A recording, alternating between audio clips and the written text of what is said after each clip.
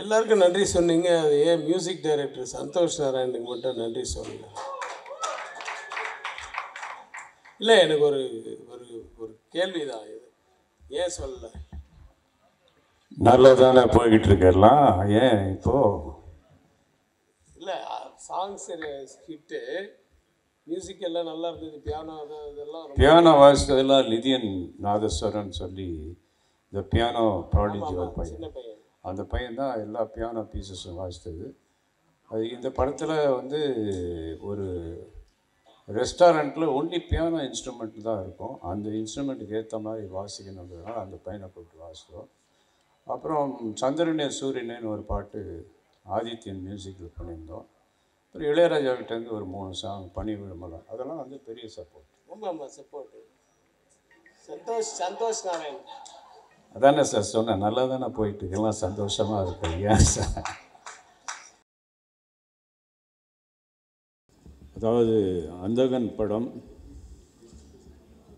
மக்கள்கிட்ட போய் எப்படி சேரணும், அதை எப்படி கொண்டு போய் சேர்க்கணுங்கிறதுல முக்கிய பங்கு வகித்த பத்திரிகை, ஊடகம், தொலைக்காட்சி அனைத்து நண்பர்களுக்கும் உறவுகளுக்கும் என்னுடைய மனமார்ந்த நன்றி. இன்றைக்கி நாங்கள்லாம் வெற்றின்னு சொல்கிறதுக்கு முக்கியமான காரணம், முதல் காரணம் நீங்கள் தான். நீங்கள் எழுதின அந்த ரிவ்யூஸ், நீங்கள் பாராட்டின இந்த படத்தை பற்றி பாராட்டினது, இது எல்லாமே தான் இந்த படத்தில் நடித்தவங்களுக்கும் படத்துக்கும் பெரிய அங்கீகாரம் கிடைச்சிது. இன்றைக்கி பெரிய வெற்றிக்கு காரணம், முக்கிய காரணம் நீங்கள் தான். அதில் அதாவது ஒரு படத்தை எவ்வளோ கஷ்டப்பட்டு எடுத்தாலும், அதில் எவ்வளோ பேர் என்னதான் நடிச்சிருந்தாலும் அதை கொண்டு போய் மக்கள்கிட்ட சேர்க்கறதில்ல, ரசிகர்கள்ட்ட சேர்க்கறதில்ல முக்கிய பங்கு உங்களுக்கு தான். இன்றைக்கி ரவி சார் சொன்னார், டைரக்டர் சார், பத்திரிகை உலகம் வளர்ந்து இருக்குன்னு. எல்லாருக்குமே இவங்களோ பேர் போக மாட்டாங்கிறது எனக்கு தெரியும். இது நம்ம ஃபங்க்ஷன்றதுனால தான் எல்லா பத்திரிகைக்காரங்களும் வரணும், எல்லா ஊடகம் வரணுங்கிறது என்னுடைய வேண்டுகோளை ஏற்றி, இதை நிக்கிலால் மட்டும்தான் பண்ண முடியும். நிக்கில் வந்து இவ்வளோ பேரை இங்கே அசம்பிள் பண்ணி எல்லாரையும் பேஷண்ட்டாக வர வச்சு பண்ணுறதுக்கு காரணமே அவருடைய உழைப்பு, அவருடைய ஓட்டம், அவர் ஆட்டம், அந்த செயல், அந்த சக்தி. அவருக்கு இறைவன் நீண்ட ஆயுளையும் திடகாத்திரத்தையும் கொடுக்கணும்னு கேட்டுக்கிறேன். அடுத்ததாக நான் வந்து இந்த படத்தில் நடித்த எல்லாருக்கும், அவங்க வந்து இதில் அவங்க எல்லாமே கைதேர்ந்த நடிகர்கள். இப்போ நீங்கள் செம்மலர் பார்த்தீங்கன்னா ஒரு சின்ன கேரக்டர், அந்த பையனுடைய அம்மாவாக நடிச்சிருக்கோம். ஒரு இன்க்யூசிட்டிவ் பாய் ஒருத்தர் இருப்பான், அவனுக்கு மதராக நடிச்சிருக்கோம். அதனுடைய டைலாக் டெலிவரியை பார்த்தீங்கன்னா ரொம்ப ஒரு எக்ஸ்பீரியன்ஸ்டு, ஒரு 20-30 படம் பண்ண எக்ஸ்பீரியன்ஸில் பேசும். அது இல்லையேடா, இங்கே வச்சேன்டா, அந்த சொல்கிற அந்த ஸ்லாங்கு, அந்த ஸ்டைல் எல்லாமே ரொம்ப நல்லாயிருக்கும். அதே மாதிரி சின்ன கேரக்டர் பண்ணது கூட பெரிய பெரிய ஆர்டிஸ்ட் தான் யூஸ் பண்ணோம் அந்த படத்தில். இப்போது நம்மளோட இன்றைக்கி மனோபாலா சார் இல்லை. இந்த படத்துக்கு மெயினாக, அதாவது ஆடியன்ஸ் வந்து ரொம்ப ரசித்து சிரிக்கிற இடம் எல்லாமே மனோபாலா சாருடைய டைலாக்ஸும் அந்த டைலாக் டெலிவரியும். அதுக்கு அடுத்ததாக வனிதாவுக்கு வந்து எனக்கு அதை காஸ்ட் பண்ணும்போதே தெரியும், இந்த கேரக்டரை இதை தவிர வேறு யாராலும் பண்ண முடியாதுன்னு. எங்கள் ஆஃபீஸ்க்கு வந்து என்னை மீட் பண்ணும்போது நான் சொன்னேன், அம்மா இந்த கேரக்டர் நான் வந்து வேறு யாரையுமே திங்க் பண்ணல, உன்னை தான் முதல்ல கூப்பிட்டு பண்ண வைக்கிறேன் அப்படின்னும்போது அது நம்பலை. அது சரி, ஏதோ எல்லோரும் எல்லா இண்டஸ்ட்ரியில் எல்லாம் சொல்கிற மாதிரி இவரும் ஏதோ சொல்கிறாருன்னு நினச்சிருந்தேன். நம்பவே இல்லை. ஆனால் அதே மாதிரி செட்டில் வந்து அது பண்ண பர்ஃபார்மன்ஸ், ஆஹா, தியேட்டரில் அது வரும்போது இந்த 16 முட்டை சார் ரவி சார் சொன்ன மாதிரி இந்த 16 முட்டையெல்லாம் போட்டு கலக்கி முட்டை கடைக்காரன்னு சொன்னது, இதெல்லாம் அந்த கோவத்தோடு நடிக்கிறது, அந்த எமோஷன் காட்டுறது, பாசம் காட்டுறது, இதெல்லாமே வந்து ரொம்ப அழகாக நடிச்சுது. அதுக்கு இந்த படத்தின் மூலயமா மிகப்பெரிய பட வாய்ப்புகள், நிறைய வாய்ப்புகள் வரும். நல்ல படங்கள் நடிக்கணும்னு நான் கேட்டுக்கிறேன். அதே மாதிரி ஒவ்வொருத்தரும் சொல்லிட்டே போகலாம். இதில் யார் இதில் இருந்தாலும் அவங்களுடைய பங்கு மிகப்பெரிய பங்கு. இப்போது பிரியானந்த், அந்த கேரக்டருக்கும் வந்து ஒரு க்யூட்டான ஒரு கேர்ள் தேவைப்பட்டது. அது வந்து ரொம்ப நேச்சுரலாக, ரொம்ப அழகாக அதாவது ரியலிஸ்டிக்கான ஒரு பொண்ணாக இருக்கணுன்ற மாதிரி நினச்சி தான் பிரியானந்துட்டு நிறைய நாள் பேசிக்கிட்டே இருப்பேன் அந்த படத்தை பற்றி. ஆனால் என்றைக்குமே நான் சொன்னதில்லை நீ தான் பண்ண போகிறதுன்னு. அதுக்கிட்ட நிறைய சஜஷன் கேட்பேன். ஏமா இந்த கேரக்டர் யார் பண்ணலாம், அந்த கேரக்டர் நான் பண்ணுறேன்னு அது என்றைக்குமே சொன்னதே கிடையாது. ஆனால் ஒரு நாள் நீ தான் இந்த கேரக்டர் பண்ணுன்னு சொல்லும்போது அதே கொஞ்சம் ஷாக்கு. அப்புறம் வந்துச்சு. நான் நினச்ச மாதிரியே ரொம்ப அழகாக, ரொம்ப க்யூட்டாக, ஒரு ஷார்ட்லேயுமே அதனுடைய சிரிப்பு, அதனுடைய நடிப்பு, டைலாக் டெலிவரி, தமிழ் பொண்ணு வேறு, மாயவரம் அழகாக ஆக்ட் பண்ணி அந்த கேரக்டருக்கு ஒரு பெரிய சப்போர்ட் பண்ணது. அதுக்கு ரொம்ப தேங்க்ஸ். அதே மாதிரி பெசன் நகர் ரவி, அவரை பெசன் நகர் ரவின்னு தான் தெரியும் எனக்கு. ஏன்னா நாங்கள் பாக்ஸ் பண்ண காலத்துலேருந்து நான் பாக்ஸராக இருக்கும்போது அவரும் எங்கள் குருநாதர்கிட்ட தான் பாக்ஸிங் பண்ணார். அது பெசன் நகரில் தான் நடக்குன்றதுனால அவருக்கு அந்த பேர் பெசன் ரவி. நான் எந்த படம் பண்ணாலும் அவர் இல்லாமல் பண்ண மாட்டேன். ப்ரொடியூஸ் பண்ணாலும் சரி, டைரக்ட் பண்ணாலும் சரி, ரவி அந்த படத்தில் இருப்பார். எந்த கேரக்டர் இவரை பண்ண வைக்கலான்னு யோசித்து கடைசியில் அந்த முயல் சுடுற அந்த கதையில் அவர் நடிச்சிருப்பார். ரொம்ப தேங்க்ஸ் ரவி, நல்லா பிரமாதமாக பண்ணீங்க. அதே மாதிரி இதில் எல்லோரும் சொன்னாங்க, ஒரு டைரக்டர் அப்பா பிள்ளைக்கு படம் எடுக்கும்போது சன்னை ஃபைட் பண்ண வைக்கணும், நல்லா தெரிஞ்ச ஒரு ஆர்டிஸ்ட் அவரை ஃபைட் பண்ண வைக்கணும், பாட்டு பாட வைக்கணும், ஒரு டுவேட் இருக்கணும், அப்படிலாம் செஞ்சுருக்கலாமே, ஏன் இதெல்லாம் பண்ணலைன்னு. ஆனால் நான் எல்லா ஆர்டிஸ்ட்டுக்குமே ஒரு ஸ்கோப் கொடுக்கணும்னு நினச்சேன். அதில் முதல்ல இந்த படத்தை ஜெயம் ராஜாவை தான் நான் டைரக்ட் பண்ண சொல்லி கேட்டேன்.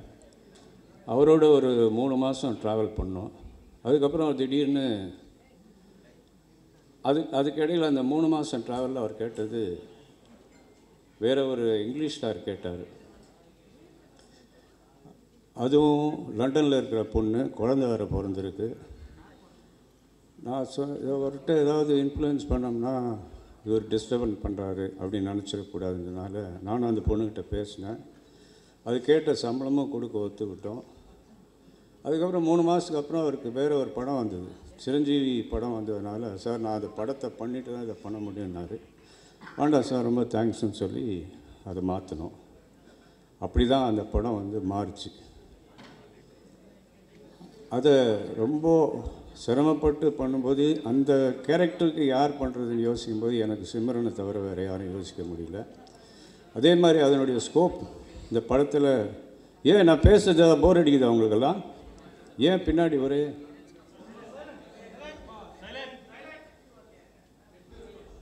அதே மாதிரி சிம்ரன் இந்த படத்தில் ஒரு மிகப்பெரிய சப்போர்ட் இந்த படத்துக்கு, அந்த கேரக்டருக்கு ஒரு பெரிய லைஃபு. அதனுடைய எக்ஸ்பீரியன்ஸ் எல்லாம் இந்த படத்தில் போட்டு தமிழை அழகாக புரிஞ்ச ஒரு பொண்ணு. இன்றைக்கி இன்னும் அழகாக தமிழ் பேசுது. எனக்கே ஆச்சரியமாக இருக்குது. இவ்வளோ தமிழை அது கற்றுக்கிட்டது ஒரு அப்ரிஷியேட்டிவ் விஷயம். அதனுடைய பர்ஃபார்மன்ஸ் இந்த படத்தில் வேறு லெவலுக்கு கொண்டு போச்சு. அதனுடைய போர்ஷன்ஸ் எல்லாமே ரொம்ப அழகாக பண்ணிருந்துச்சு. அதுக்கு ரொம்ப தேங்க்ஸ். அப்புறம் டைரக்டர் ரவிக்குமார் சார், அவர் டைரக்டர் ஏற்கனவே பிரசாந்த் கூட தமிழ்னு ஒரு படத்தில் பண்ணியிருப்பார். அது அரி அவர்கிட்ட அசிஸ்டண்ட்டாக இருந்ததுனால அவரை ரிக்வெஸ்ட் பண்ணி நடிக்க வச்சார். அதுக்கப்புறம் இவரை நான் அந்த கேரக்டருக்கு திங்க் பண்ணப்போ பெரிய டைரக்டர் இவர் நான் கேட்டால் ஒத்துக்குவாரோ இல்லையோன்னு ஒரு டவுட் இருந்தது. ஆனால் நான் கேட்ட உடனே வந்தார். அதே மாதிரி அவர் போர்ஷனெல்லாம் எக்ஸ்ட்ராடினரி பர்ஃபார்மன்ஸ், ஒரு நேச்சுரல் பர்ஃபார்மன்ஸ் இருந்தது. ஒரு ரியலிஸ்டிக்காக அவருடைய டைலாக் டெலிவரி ஆகட்டும், அவருடைய அந்த வாக்கிங் ஸ்டைலு எல்லாமே ரொம்ப நேச்சுரலாக இருந்தது. அவருடைய இன்புட்ஸ் நிறையா இருந்தது இந்த படத்தில். அவங்க கூட நடித்த ஊர்வசி சொல்லவே வேண்டாம், அவரே சொல்லுவார் அடிக்கடி, நடிப்பு ராட்சசின்னு. அவனுடைய போர்ஷன்ஸ் எல்லாம் தியேட்டரில் ரொம்ப என்ஜாய் பண்ணுறாங்க. கூட யோகி பாபு, இப்படி பல ஆர்டிஸ்ட். சமுத்திரக்கனி அவர் நிறையா படங்களில் கேரக்டர் ஆர்டிஸ்ட், நெகட்டிவ் ரோல்ஸ் இதெல்லாம் பண்ணால் கூட இந்த படத்தில் ஒரு வித்தியாசமான ரோல் பண்ணார்.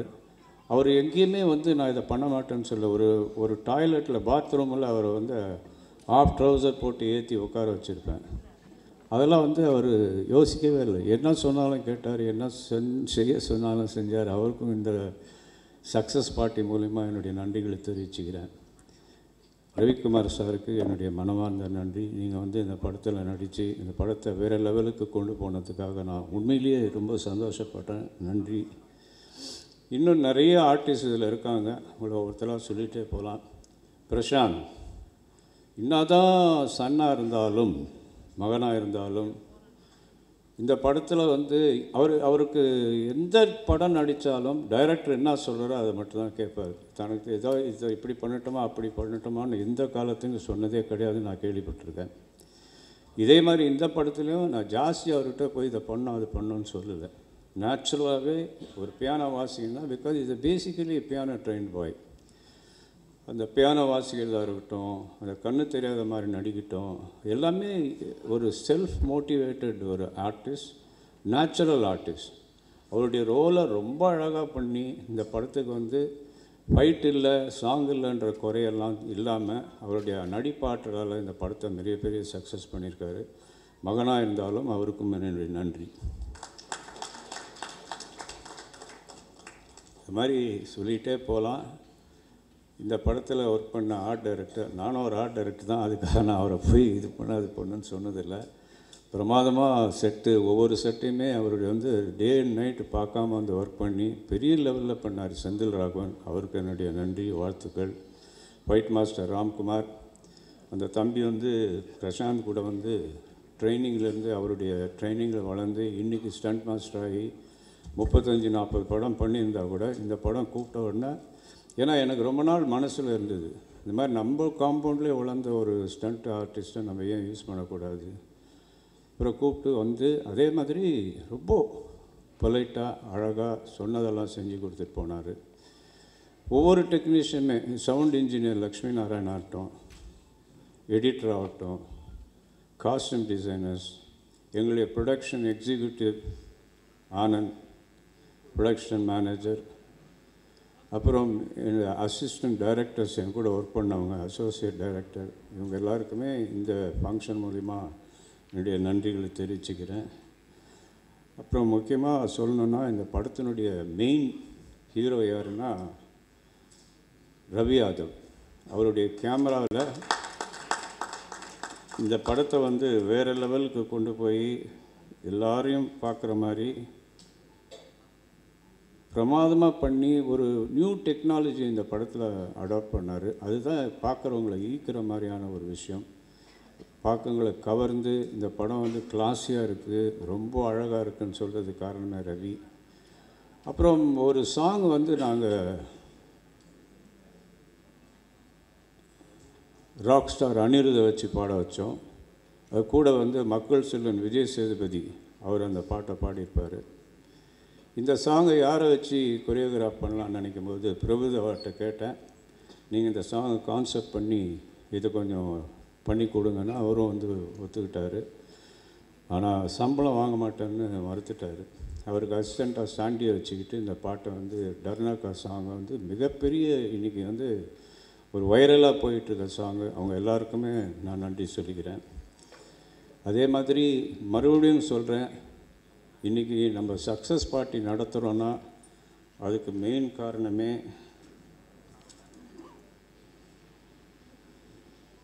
காரணமே நீங்கள் தான். இப்போது இதை இன்னொரு முக்கியமான விஷயம் என்னென்னா, இன்றைக்கி கார்த்திக் முத்துராமன் வரதா இருந்தது. அவருக்கு ஒரு சின்ன ஒரு காலில் அடிப்பட்டதுனால அவர் ஹாஸ்பிட்டலில் இருக்கார், வர முடியல. அவரும் உங்கள் எல்லாருக்கும் நன்றி சொல்ல சொன்னார். அவர் மூலமா இந்த நன்றியை தெரிவிச்சுக்கிறேன். இப்போது எல்லாருக்கும் மீண்டும் ஒரு முறை மனமார்ந்த என்னுடைய நன்றிகளை தெரிவிச்சுக்கிறேன். இன்றைக்கி இங்கே வந்ததுக்கு ரொம்ப சந்தோஷம். Thank you very much.